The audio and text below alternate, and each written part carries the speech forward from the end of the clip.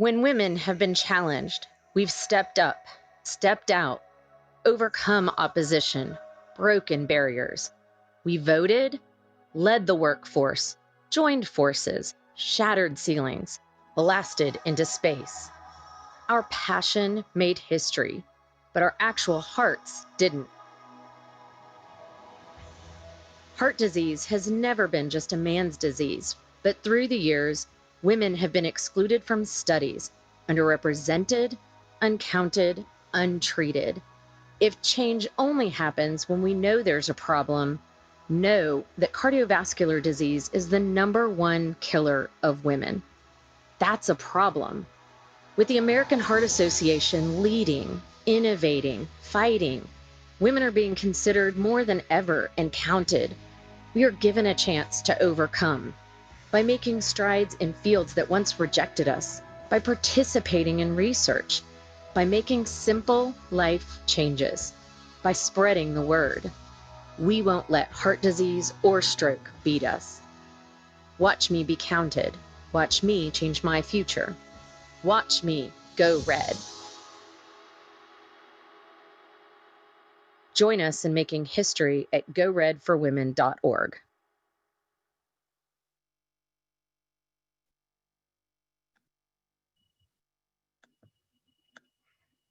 Well, good morning, everybody, and welcome to the Peoria Go Red for Women Luncheon virtual experience presented by OSF Healthcare. My name is Jessica Cook with Heart of Illinois ABC, and I am so excited and honored to be here with each and every one of you today to celebrate women's heart health. Let me start our program with expressing my gratitude for your time today. I would also like to take a moment to thank our veterans and soldiers, both past and present. There's no way to thank you for everything you've sacrificed for our freedom, but today we try. So to all of our servicemen and women, from the bottom of our hearts, we thank you. And now let's get our program started. As an association, we remain deeply concerned about COVID-19, and our top priority is the health and well-being of not only our volunteers, but our survivors and their families nationwide. We're adhering to social distancing practices and have adapted our annual luncheon to this virtual format. We want to continue to meet women where they are and invite them to join safely, inspiring them to support Go Red's mission at this pivotal moment. This year has been challenging for so many in ways that we never imagined. We want to celebrate you, connecting one another through our luncheon, and reiterate that the work we do has never been more important. Throughout this event, we encourage you to support the American Heart Association. Today's about raising gifts for this life-saving mission. You can give via your phone. I know mine's right by me, so I'm sure you have yours nearby as well. All you have to do is text CI Goes Red to 41444 to make a donation today. And it looks like we already have a few gifts to kick things off. As a reminder, as an event attendee, you don't have the ability to use your camera function in Zoom for webinars. So we invite you to snap a selfie at home. We all know you know how to do it. Family and pets can certainly go ahead and photobomb. And make sure to share your picture on our Facebook event page with the hashtag #PeoriaGoRed. We also still have our silent auction going on. We have several lovely gift baskets that are up for bid. Please visit our website to see the great items available. There'll be a link in the chat box on the right. The silent auction closes tomorrow at 5 p.m., so get those bids in while you can. Without further ado, I would like to turn our program over to our dynamic co-chairs, Susan Milford of OSF Healthcare and Tina Miller of Unity Point Health. It is an honor and privilege to serve as the 2020 co-chair of Peoria's Go Red for Women. The American Heart Association's Signature Women's Initiative is a comprehensive platform designed to increase women's heart health awareness and serve as a catalyst for change to improve the lives of women globally. OSF Healthcare is proud to support the American Heart Association.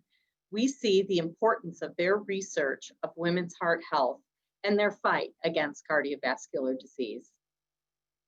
Nearly 80% of cardiac events can be prevented, and it continues to be a woman's greatest health threat.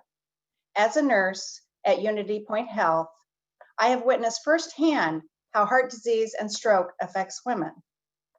I have also seen how research from the American Heart Association has improved the lives of women right here in our community. Their research has developed hands-only CPR techniques, the first successful valve replacement surgery, medicated stents, and so much more. I am thrilled to represent the American Heart Association as co-chair of the Peoria Go Red movement and be a relentless force against heart disease. Tina and I would also like to take a moment to thank today's sponsors, OSF Healthcare and Unity Point Health, SEFQ, O'Brien Lexus of Peoria, Janssen Pharmaceutical, the Kim Group, Point Core Construction, Desi Exotic Nation Restaurant, Clifton Larson Allen, and our media partner, the Heart of Illinois ABC. We are so thankful for your support. Because of you, the American Heart Association will be able to continue to fund life-saving research for women's heart health and fulfilling its mission of ensuring everyone lives longer and healthier lives.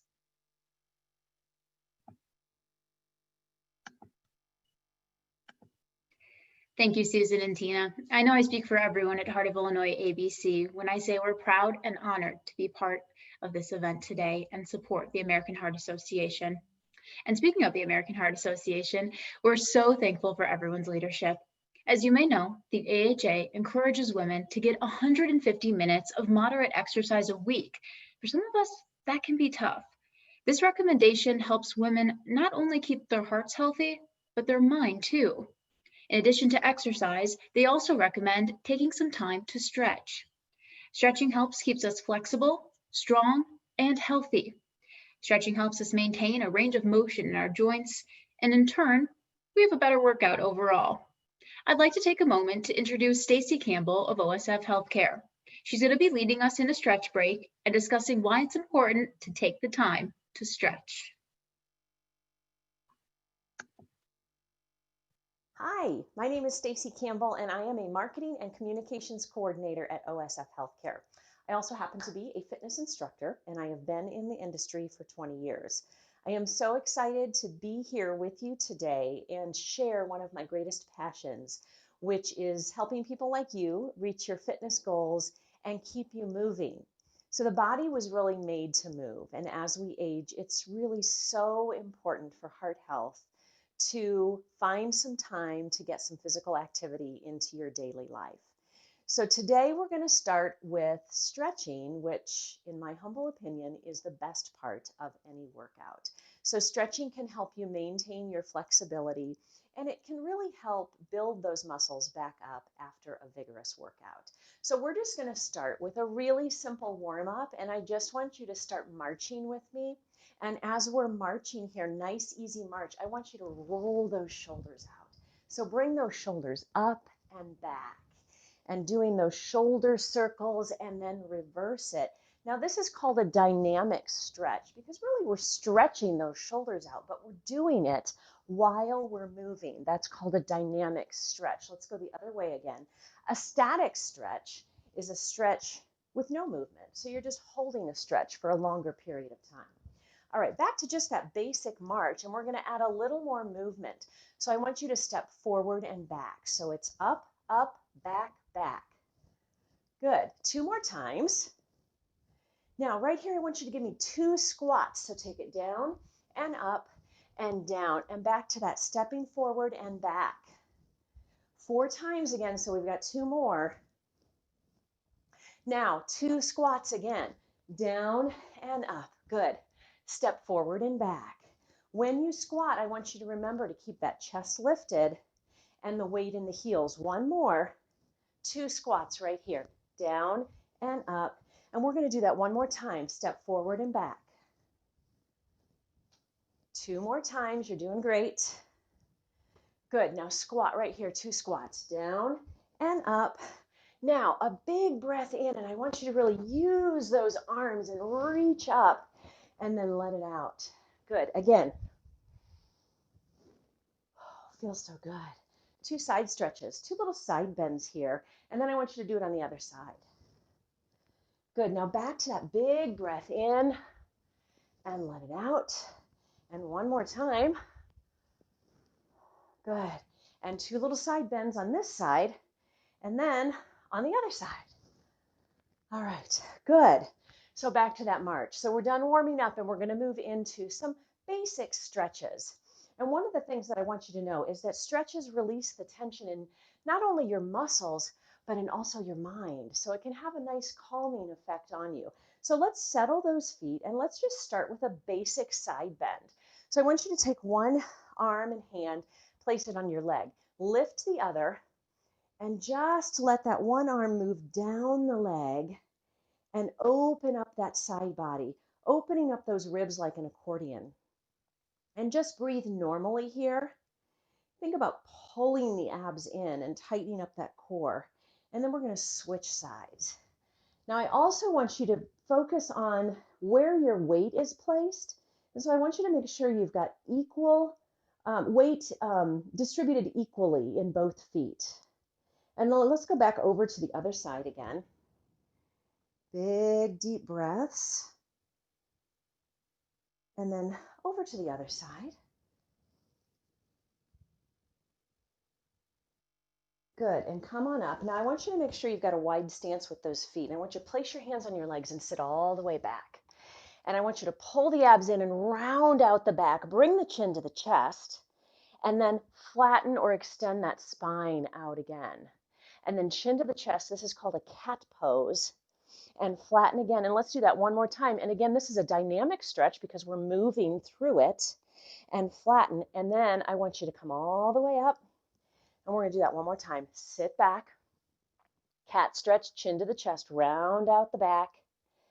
And flatten the back or extend or lengthen that spine. One more time. Round.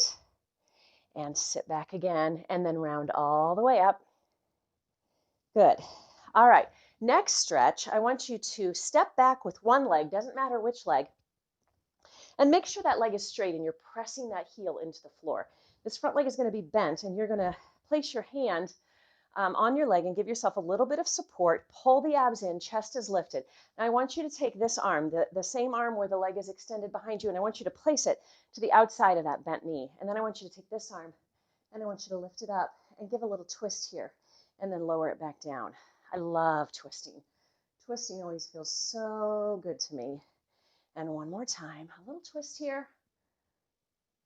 And good. Now step together, and then I want you to step back with the other. Again, this leg is straight. You're pressing that heel into the floor. Take this arm to the outside of that bent knee, and then this arm comes up, twisting on the other side. Feels so good. I hope you're enjoying it. And one more time, again, this is dynamic stretching because we are moving through that stretch instead of just holding it. Good. All right, step together.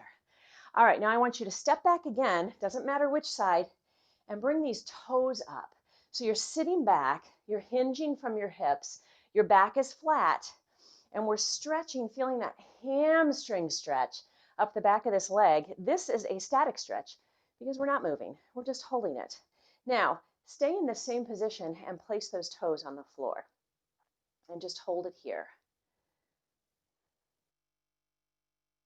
Good. Now we're going to step forward, a little bit of a balance challenge. Grab that ankle, bring that heel to the glute.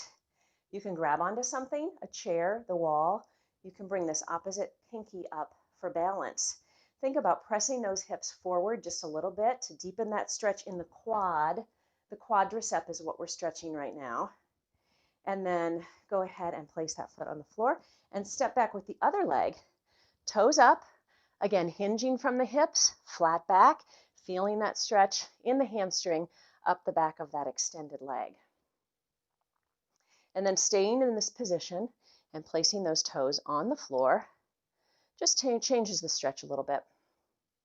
And then here's that balance challenge, stepping forward, grabbing that ankle, bringing the heel to the glute, pressing those hips forward a little bit, grabbing onto the chair or a wall or opposite pinky up for balance. And with balance, it's really useful to look at something that is not moving If you look at something that's moving, you'll almost certainly lose your balance.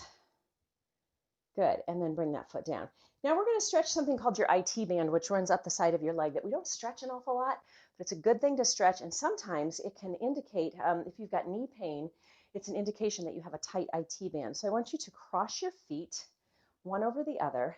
I want you to hinge from your hips, come all the way down, and I want you to try and touch the floor.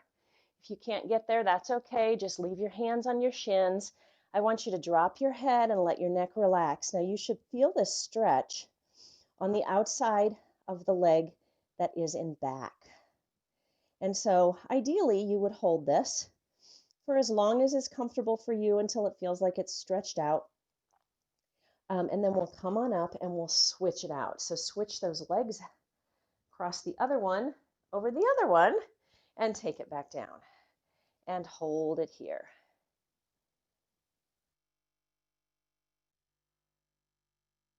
You can either breathe normally or you can do big, deep breaths, whatever feels good to you. And then we're going to come on up and we'll do a chest stretch. So take those hands behind. Now you can either, there's a couple different options here. Shoulders are down and back. You can just press those palms back and open up that chest. If you have the flexibility, you can clasp those fingers together and then squeeze those shoulder blades together and really open up that chest. Pulling the abs in, keeping that core engaged. We always want to have our core engaged. It kind of supports us in everything that we do. Good, and release. Now take one arm across the chest and keep that shoulder down. This is a shoulder stretch. Just pull that arm in close to the chest and switch sides. And again, keeping that shoulder down. And we're almost done, I promise. Good, now a tricep stretch, tricep stretch. Sorry about that. So I want you to take one hand to the base of the neck, and you can either push back, or if you have the flexibility to grab onto that elbow and pull back, you can do that. Wiggle those fingers in the back, and then once you get in this position, I want you to kind of bend over in the opposite direction. Good, and we'll do the other side. So just switch over to the other side, gently pulling that elbow back or pushing on that arm, and wiggle those fingers in the back for me. And then bending over in the opposite direction. You guys are doing awesome. Good work. And come on up. All right, we're almost done. So bring an ear over to your shoulder. Take that opposite arm out just a little bit and feel that stretch up the side of your neck.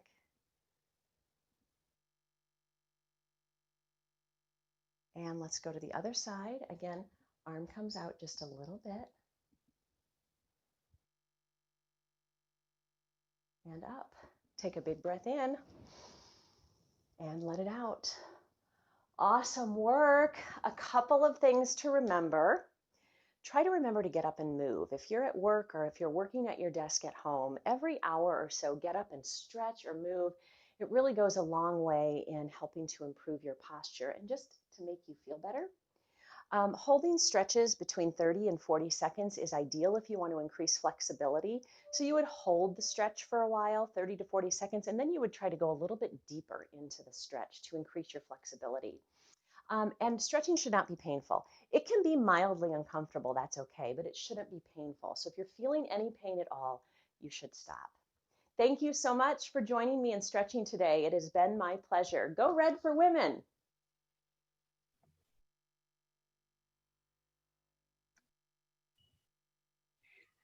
I certainly feel great. I don't know about you guys, but I know that when I'm in the zone, I can just be sitting for multiple hours and you just kind of forget to get up. So that stretch certainly felt great. Thank you so much, Stacy.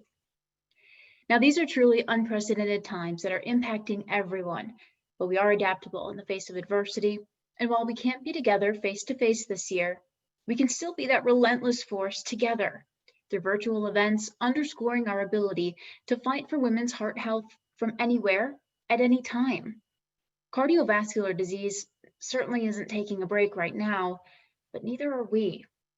1 in 3 women will die from heart disease and stroke. Our mothers, sisters, and friends that live with heart disease or have experienced a stroke are at an increased risk for COVID-19 complications. It's a terrifying reality, especially when we think of our remarkable survivors, their loved ones, and the healthcare providers who treat them. I'm sure I speak for many today. Someone we know and love with cardiovascular disease is at risk for COVID-19 complications, and we need to do more to help keep them safe during this uncertain time. Our hope is that you leave this event ready to be an agent of change for women everywhere, to be a relentless force for longer, healthier lives for every woman in your life, and to support our mission. Each individual voice strengthens our efforts because together, there's nothing women can't achieve. Take a minute now and think about a promise that you can make for yourself. Maybe you want to take 15 minutes of meditation each day, or promise to laugh more. Take a picture of yourself and make that promise. Share it on our event Facebook page with the hashtag #PeoriaGoRed. I now have the pleasure of introducing 4 inspiring women. Their mothers, sisters, friends, and survivors. Their stories are inspiring.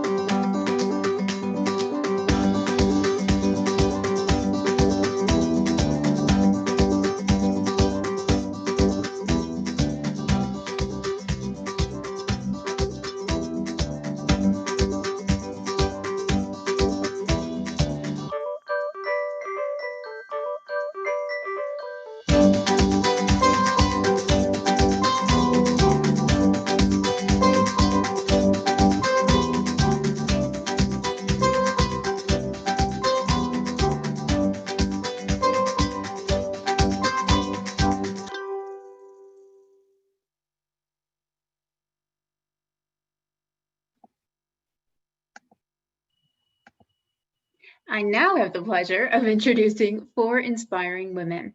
Their mothers, sisters, friends, and survivors. Their stories are so inspiring, and you can really see the strength in their message. This conversation is led by Sheila Lawless, Manager of Cardiac Programs Development at OSF Healthcare. I'm pleased to welcome our moderator, Sheila, along with our survivors, Erica Wright, Stephanie Petrie, Kayla Mwaniki, and Pat Cole.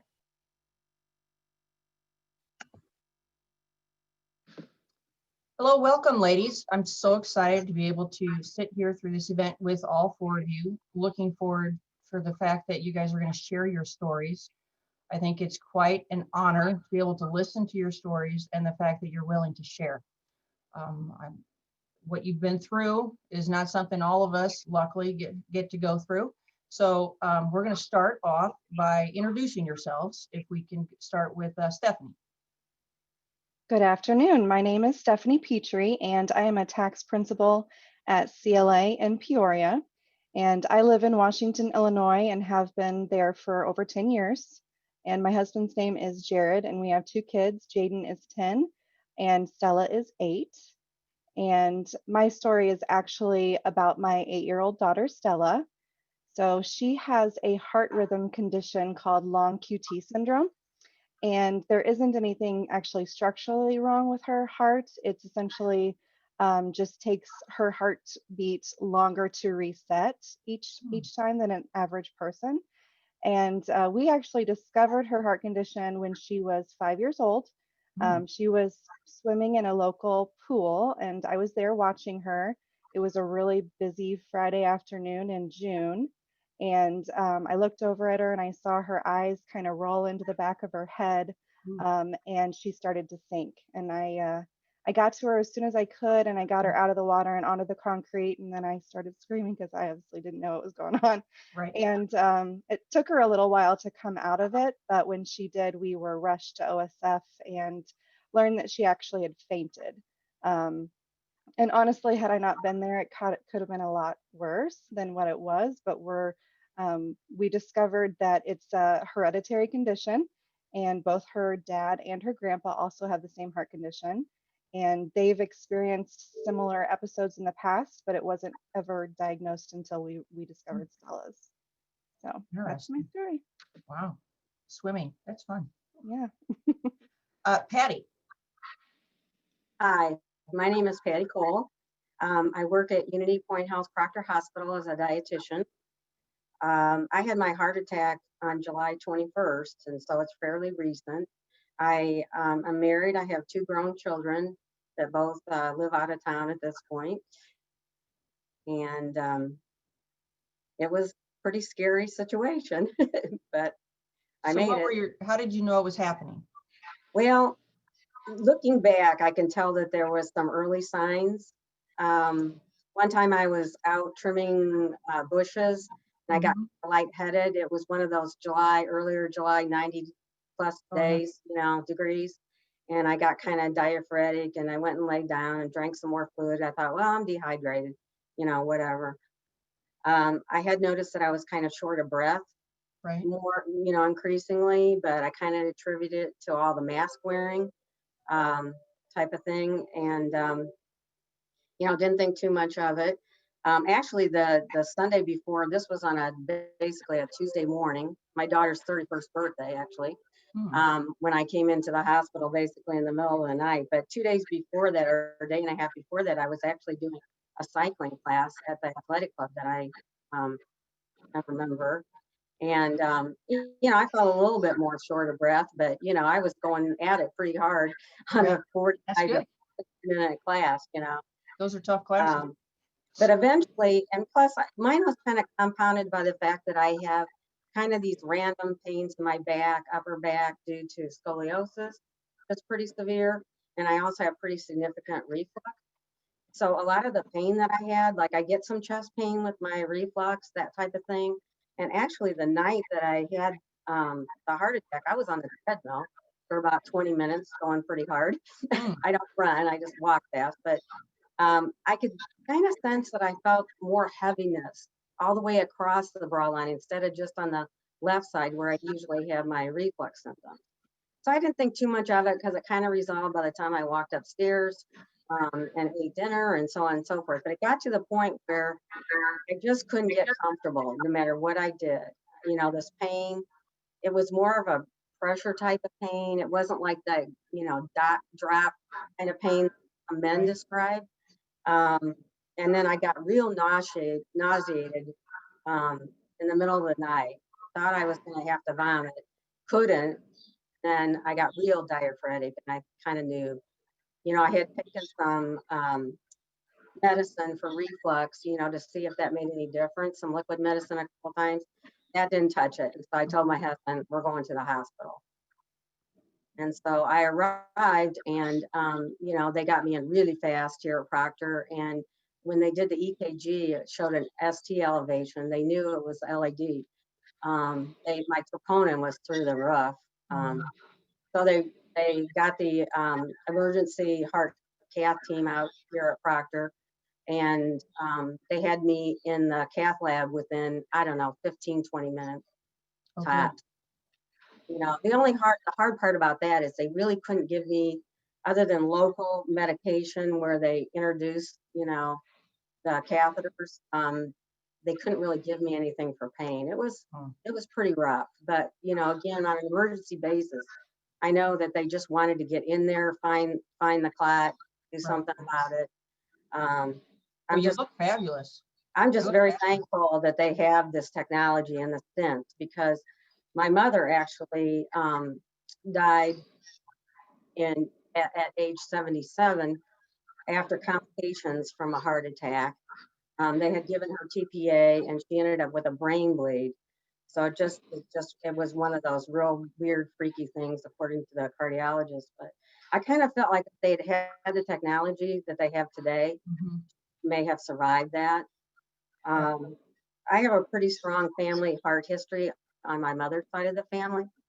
Um, so I'm not surprised. I had a maternal grandfather that died before I was born at age 60. Evidently, he smoked and he probably had high cholesterol. They didn't even know what cholesterol was or measured it back in those days. So, but I attended cardiac rehab for 5 weeks, actually, here at Proctor. That was awesome. My main goal there was to learn what my heart was doing during exercise. Um, and that was really helpful. The staff was awesome. Um, Well, good. I'm just more tired, and some of the medication does make you short of breath. I have to be real careful. I can't just stand up real fast like a Energizer bunny and get going. I have to, kind of sit up, then stand up, then walk. It's, Right. it's something to get used to. But, So you like I have to said, pay I just attention. realized there was probably symptoms that I just didn't put two and two together for the heart, because it is so different, I think, in women. Well, thank you. We'll come back and ask you some more about that. Erica, you're next. Can you tell us a little bit about yourself and your story? Hi, I'm Erica Wright. I live in Deer Creek, Illinois. We just moved here. We built a house. I'm married to my husband, Josh. We have two children, Adriana, who's 5, and Henry, who is 3. I was born with congenital heart disease. I had transposition of the great vessels. So when I was little, about under a year, I had a couple surgeries to kind of fix things. And then I had my major open heart surgery when I was 7, which was in 1995. And I had my valve replaced. I believe it was my aortic valve was replaced, or pulmonary, I can't remember. My valve replaced. And then in 2013, I had my last open heart surgery, my most recent open heart surgery in 2013. I ended up getting extremely sick over the summer of 2013 and ended up getting endocarditis, which is an infection in the blood, which is more common in those individuals either to drug use or to those with an artificial valve. And my surgery when I was 7 was with an artificial pulmonary valve. So that happened. So I was in the hospital at OSF for about 2 months, trying to get my medication under control to try to get the infection and the disease and my fever to go down. While I was in the hospital, the infection broke off and ended up going into my lung, which damaged the valve, which then I needed a new valve. So in October of 2013, I ended up having my most recent open heart surgery to replace the valve that was damaged due to the endocarditis. So after that was in 2013. 2014, I got married to my husband. 2015, I had my first daughter. And then in 2017, I had my son. So it's kind of really quick. That is, and it's amazing how the technology has allowed you, as back in the day, I'm sure that having children would never have been an option for people with heart problems. And now look, you've got 2 healthy children, and wow, that's amazing in today's world. Yes. Congratulations. Thank you. Kayla, can you share with us your story and tell us a little bit about yourself? Yes, I'm Kayla Monicky. I'm a registered nurse. I have a husband of 11 years and I have a 3-year-old daughter. And I am a stroke survivor. January 11th of this year, I had worked all day and I came home, was getting ready for bed, had taken a shower. When I laid down in bed, I realized I had lost my whole left side. So I took a couple minutes trying to convince myself that it wasn't a stroke. And then my husband called 911. So I live right up the street from St. Joseph's. And within about 15 minutes, I was in CT. From the time of onset of symptoms till CT was about 15 minutes. So I did. I had a right-sided CVA. It was fairly massive. They had wanted to do surgery. Decided that it would probably kill me if they did. So I received TPA within 2 hours of onset, and I was in St. Joe's for about 5 days, and I went to Chicago to inpatient rehab. I had to relearn how to walk again. I still don't have great use of my left hand, but it's slowly coming back. It's a lot of the fine motor issues. Well, that's good. That's another good story. So if anybody can, you just talked about, so your life seems to have definitely changed. All your lives have changed. We'll start with Stephanie. How does it change for like your family lifestyle, or did any input put on that, or impact? What has that done for you guys? Yeah, so just to preface, so people who have the long QT syndrome actually, they typically discover it either by fainting, they could have a seizure, going into cardiac arrest, or sometimes it's just sudden death. So sometimes you hear about these young kids going to a water park and they go down a slide and at the end they're already gone. You can't diagnose long QT syndrome if you don't have a heartbeat. So they've done a lot of research around this, but a lot of kids, or basically anybody who's had that situation, they've determined usually is probably because of long QT syndrome. So you have to have an event before they can diagnose it? Yes. Okay. Well, so actually you can do an EKG and you're going to see your levels to see there's a range. So my kids, or Stella, has always been on the high side of that range. So we were actually really lucky to have found out about Stella's condition because later that year, her grandpa was actually in the hospital for pancreatitis, and he had not been diagnosed at the time. And he was prescribed a pain medicine that was actually, if you have long QT syndrome, you should not have it because it slows down your heart even more. And so he actually coded 4 times in a 24-hour period. So wow. It was a very, very stressful situation. But after it happened the first time, I said to my mother-in-law, hey, you might want to say something to the doctor about Stella's condition. And sure enough, immediately they started flushing that medication out because that's what it was. So I really feel like, if we had not known about Stella's condition, we might not have Jim right now. So it's a hard thing to talk about, really. But anyway, once we got past the initial shock of it, we really are just super thankful for the doctors and how they handled everything, and how they helped us cope with all the changes. So, at this point, Stella and Jim and my husband Jared, they all take their medication routinely. They just know it, and Stella, she's 8 years old now, so she gets up at 7 a.m. She takes her medicine. She takes it right after dinner at night. And they have told us that she shouldn't be doing high adrenaline competitive sports in the future. And swimming is actually higher risk for long QT patients because the lack of oxygen to your heart when you're swimming and you're overexerting yourself, that's a higher risk. So she's always got to have a buddy when she's swimming in the water. And that's fine. That's just part of our routine now. So we've really adapted well. Good. Awesome. Patty, what have you learned? It sounds like you've adjusted your lifestyle. You're still working out, but you've learned how to see some of the signs. What else have you gained from this, or can you tell the listeners about?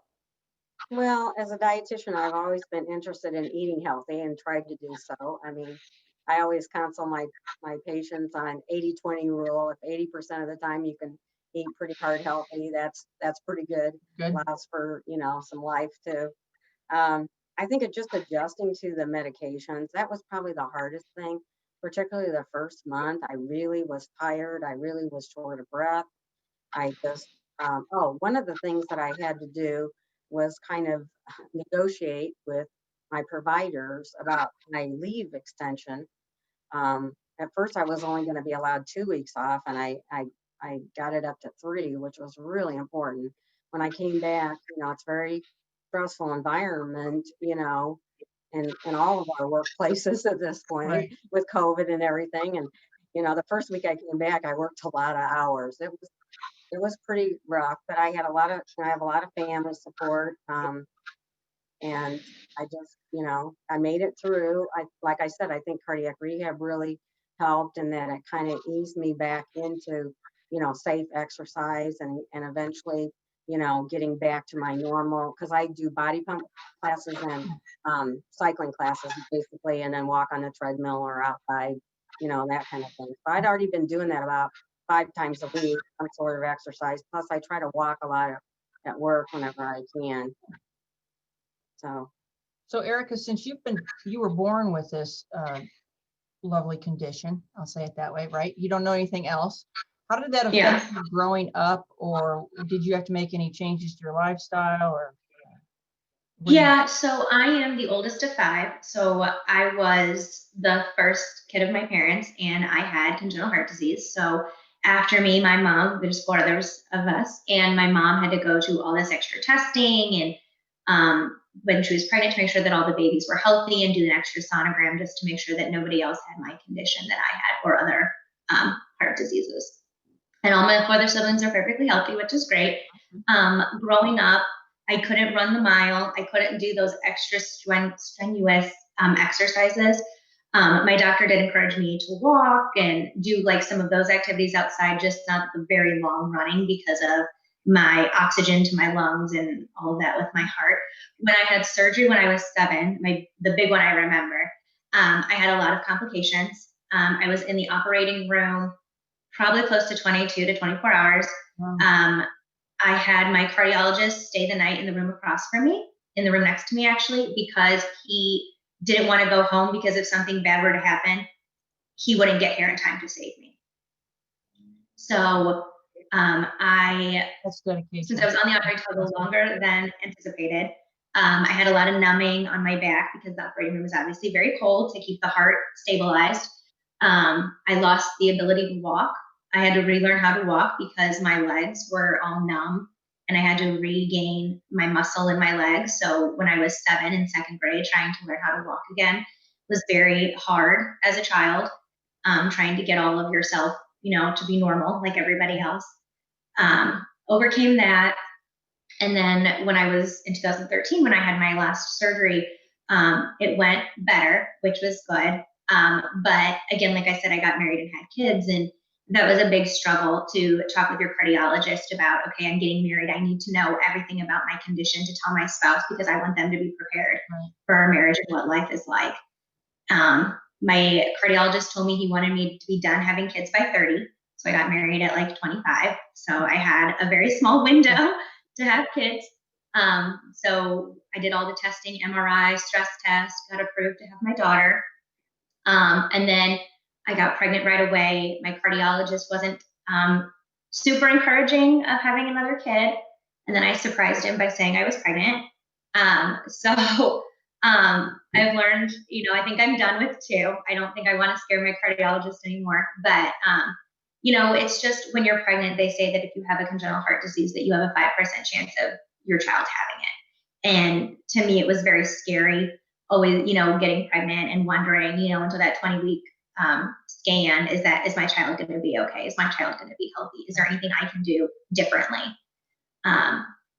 So, that was the hardest part, I think, for my husband and I, was doing those 20-week scans to just, pray that everything was okay. And luckily, both my kids are healthy and they haven't shown any symptoms. So we've been very blessed. Well, good. Kayla, Patty kind of talked about signs and symptoms she may have seen coming up. Did you have any signs that, did you feel it coming on? You don't always, can you talk about that? And then how have you had to make any changes in your lifestyle right now? Yeah, as far as any signs, throughout the day, I had been more tired than usual. I did have some pain in my right arm that was weird, but I thought maybe I just slept on it wrong. But no, up until I actually lost everything, I had no signs and symptoms. Once I did lose the feeling on the left side, I did have the facial droop, which I do have some residual drooping. And, obviously the loss of the left side. I had the headache on the right side. Besides that, though, there weren't any other signs. And as far as how it's changed my life, it's changed everything. I do have a 3-year-old, so learning how to walk again and function normal again wasn't an option. Right. To give up on that. I basically do everything by myself, with some of my husband's help, but he has pushed me to do the majority of it myself so that I get back into that. What kind of support have you received from outside as well on that? Your husband sounds like he's a strong man as well. Yeah, when I was in therapy, I had my daycare lady actually took my daughter for the month that I was in therapy. My parents came and visit. It's just a lot of learning how to accept the new normal. So I guess it was just a lot of, it was more so emotional support in that situation. The physical stuff they couldn't really help with much, but Stephanie, so what would you like our listeners to know what would, the takeaway of what to look for? I mean, when you're talking, my daughter's a swimmer, so listening to you talk about that, it's kind of scary for me to hear. But what can we take away from your story to look as, moms or aunts, whatever, that we can look for signs and symptoms of our children? Yeah, so I have encouraged all of our family and friends to go through the CPR training. We've gone through it multiple times actually now at this point. And so if just education, people just need to know that whether you have a risk in your family or not, somebody around you could have a risk and you need to just know how to react. I did not. I was completely useless that day, I got to tell you. And to watch your daughter go through that, like you feel a need to know everything about how to help in the future. So I can't tell you how incredible I feel about the doctors at OSF. They were so helpful, answered all of our questions, took hours with us. Like it was, a pretty crazy situation. It took one overnight stay for you to just completely absorb all of this information, and then you're an expert, or you think you are. But I couldn't have done that without the doctors and their help with that. I really support the AHA in all of their research because, 30 years ago, whenever my husband had his 2 episodes, they didn't diagnose it because they didn't know it was even a thing at that point. Right. So the research that we support has really advanced medicine to a point where we actually know what this is and we know what the signs and symptoms are. So I just want the listeners out there to know that just support the American Heart Association and their research and really help advance the medicine that they do research on. So, well, thank you. Patty, what about you? What do you want the listeners to take away from your experience? I think similar. I mean, I think the American Heart Association is definitely, had leadership in this area. Just the situation with my mother and her not surviving her situation, and the fact that I think in this day and age with all the technology and the abilities that we have now, I'm just grateful to have my life. I mean, I could have died that night. If I had fallen asleep, I may not have woken up. And, it's just kind of scary to think of that. And my daughter had said to me, you better not die on my birthday. My grandma died on my 7th birthday. So, it was just pretty scary.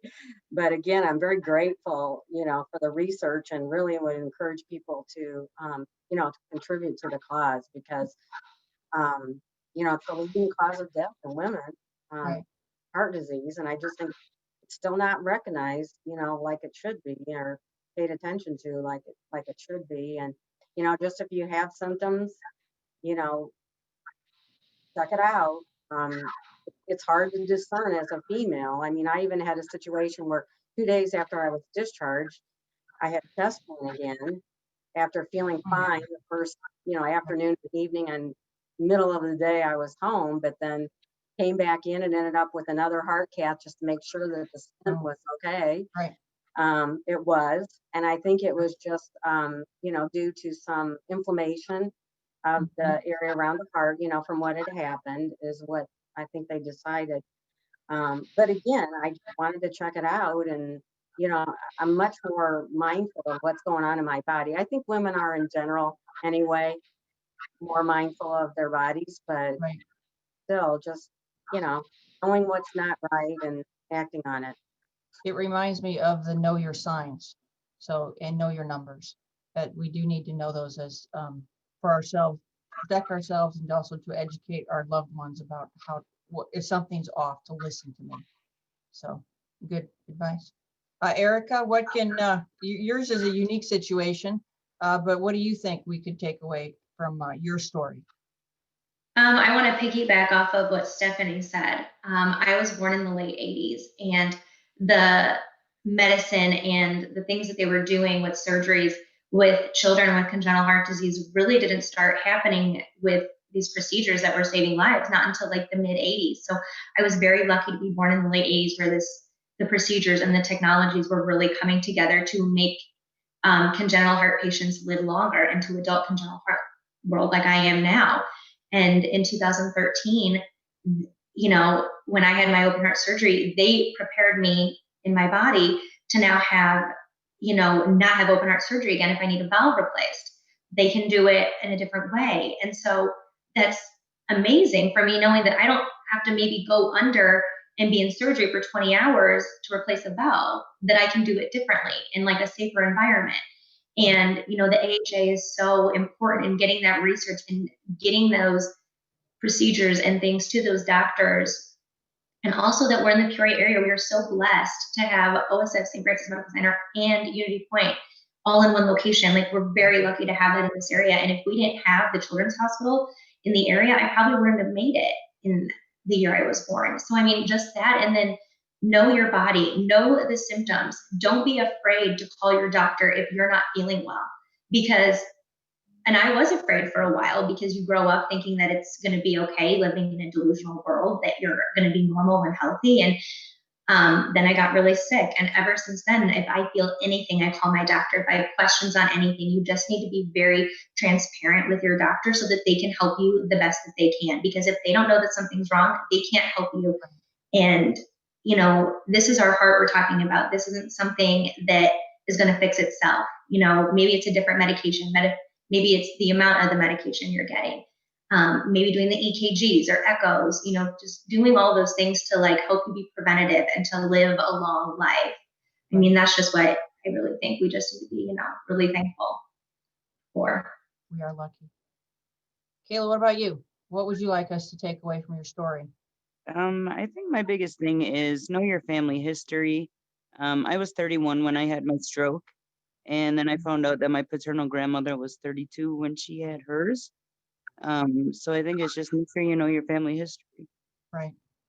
That is true, because when we're young, we all think we're invincible. So and to not know that had happened, especially with the technology. I do have to say, it is we are lucky the American Heart Association does the research, everything that they give us, and they're advocating for each and every one of us out there. So does anybody have any closing words or last minute things you want to make sure everybody hears from you?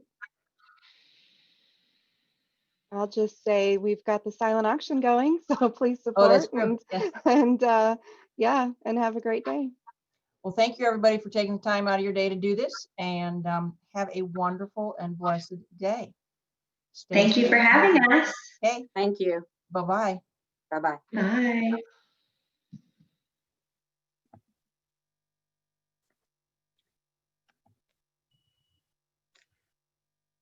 That was a lot to digest, but these women's stories are all so different and they're so unique, and we thank them so much for taking the time to share their story. And you can't hear it enough. Listen to your body. If you feel something's wrong, call your doctor. Those stories are so important. And something that I want to reiterate that I learned earlier this year, especially it's really gone to heart given COVID and everything going on. You just never know what anybody else is going through. So take the time, reach out, make sure your friends, your loved ones, family members, that everyone's doing okay, because everyone's story is truly so unique. So again, thank you to everyone who shared their story with us today. This year marks the 16th anniversary of the American Heart Association's launch of the Go Red for Women movement. And while our luncheon does look different this year, our passion to be a relentless force remains vibrant and strong. Go Red for Women is rooted in raising awareness among women that heart disease is their #1 health threat, and it's only intensified in light of COVID-19. While considerable progress has been made toward this goal, women, especially women of color, continue to be disproportionately impacted by cardiovascular diseases and underrepresented in clinical trials. That's the life-saving research that we all need to treat, beat, and prevent heart attacks and strokes, especially right now as COVID-19 impacts our daily lives, placing more women at risk for serious health complications.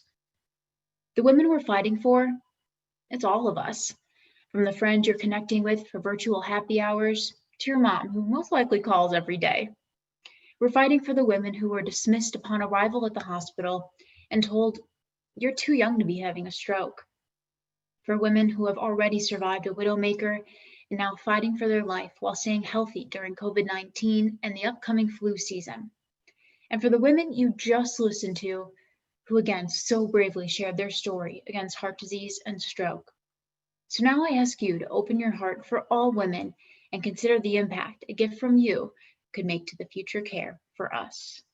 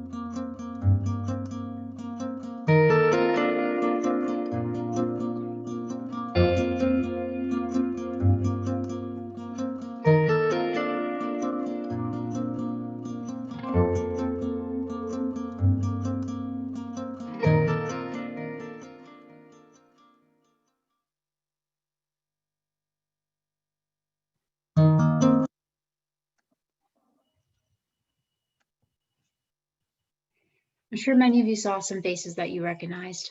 These were all women whose lives were saved in our community because of the research of the American Heart Association. And now is the point in our program where we ask you to open your heart and invest in this organization that has truly made a difference for so many women and will continue to do so. I don't know about you, but it really gives me the chills when I think about what if a heart attack didn't happen again, or a stroke. That's what the American Heart Association is working toward. So now we ask you to simply text CI Goes Red to 41444 to make your gift today, or by visiting our website, www.heart.org/Peoria Go Red. And there's a link in the chat box to your right. As we begin the appeal, I would like to start off by thanking our Circle of Red members, Diane Rowe, Anu Uduvulu, and Kathy Schaefer, for making their commitment to Peoria Go Red. Their support goes directly to the mission that's funding life-saving research for women's heart health. At this point in time, we're going to offer you an opportunity to make a difference, as well as by sharing your personal gift for the mission. I would like to open this up for another woman to make a difference with the exclusive Circle of Red giving level of $1,000. Giving at this level helps the American Heart Association advocate for women and heart disease in Washington.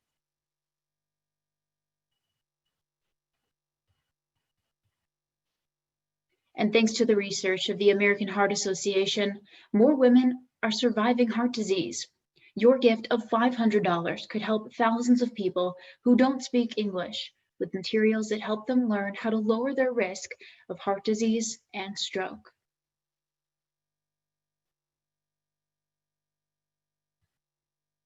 The AHA encourages communities to eat healthy meals with lots of colorful fruits and veggies. Your gift of $250 can help the American Heart Association create delicious, heart-healthy recipes that help people eat more nutritious meals. Here at the American Heart Association, we want to help healthcare providers in any way we can. A gift of $100 could help provide healthcare providers with opioid education to recognize and treat an opioid overdose. Doctors will be able to recognize symptoms quicker and faster, responding to those who need help.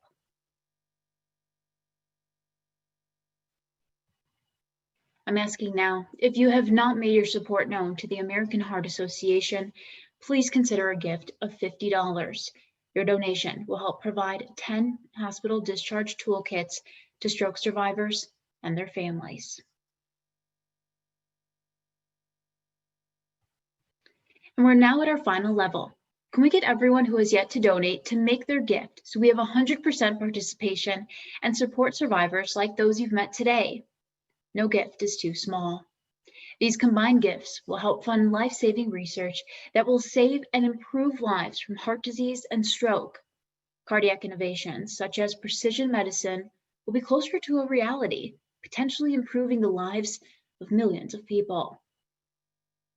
Thank you so much for all of your participation today, and thank you for opening your heart to the American Heart Association. Your generosity is nothing short of inspiring. Go Red for Women is about sharing heart health facts.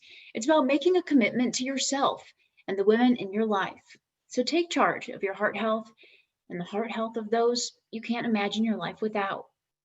If you couldn't make your gift now, please consider visiting our website to make your gift today. Again, that's www.heart.org/Peoria Go Red. As we close our program, I would like to thank you for joining us today and invite you to join us next year to once again celebrate Peoria Go Red. We look forward to seeing you along with OSF Healthcare, Unity Point Health, CEFCU, O'Brien Lexus of Peoria, and Clifton Larson Allen. What a great way to spend the lunch hour. It's been so much fun celebrating the American Heart Association with you. Thank you for investing in the American Heart Association and its mission and the people impacted by the organization's work. And one final reminder, our silent auction is open until tomorrow at 5 p.m. Go on out, check out all the awesome stuff there is, and place your bids. Have a lovely afternoon and rest of your day. And again, thank you so much for your support for the American Heart Association.